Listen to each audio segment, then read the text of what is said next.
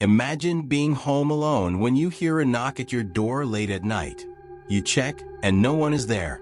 But then the knock comes again. And this time, something's waiting for you on the other side. Something that shouldn't exist.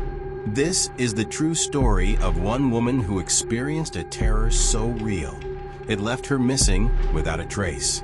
And the final moments were all caught on camera. Stay with me, because what happens next will haunt you forever.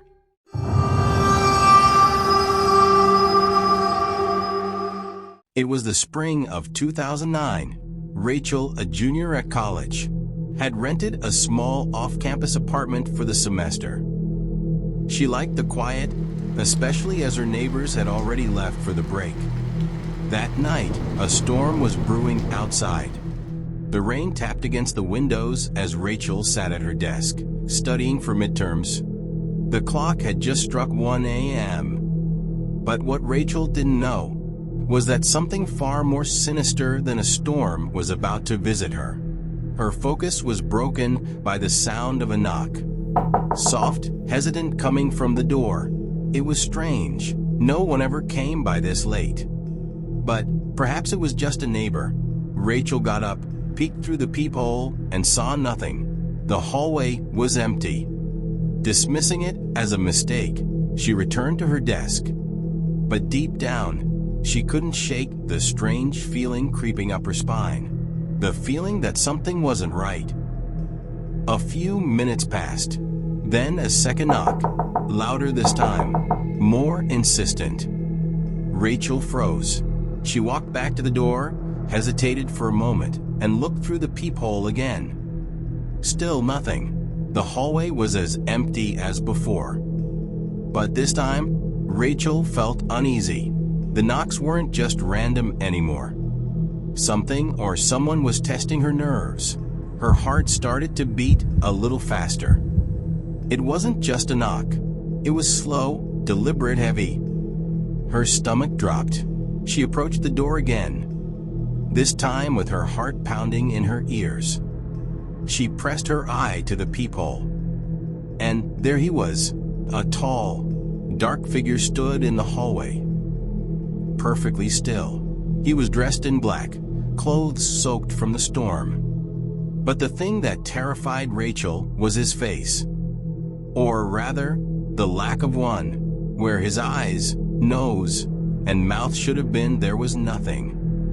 Just smooth, pale skin, a blank, expressionless face staring back at her. Rachel's blood ran cold.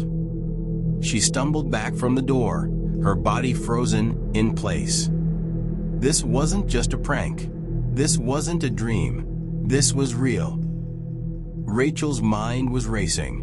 What should she do? She grabbed her phone, hands shaking, and dialed 911. "Please, there's someone outside my door. He has no face," she stammered. The dispatcher reassured her that help was on the way. But Rachel wasn't reassured. She turned off all the lights, hoping to disappear into the darkness of her apartment. Every shadow seemed to move. Every creak of the building made her jump. She peeked through the curtains, her breath catching in her throat. Nothing. The hallway was empty. But the fear gnawed at her. She wasn't alone. She could feel it. When the police arrived, they searched the area, but the faceless man was gone. No footprints. No signs of anyone having been there. Rachel's fear only deepened when the officers checked the security cameras. Together, they watched the footage. It showed Rachel opening the door, but the hallway was empty. There was no figure standing outside. No knocks. Nothing. It was as if the faceless man never existed. But Rachel was certain. She had seen him. He was real. The officers exchanged doubtful glances, leaving her with little comfort. She locked the door behind them, but the fear was far from gone.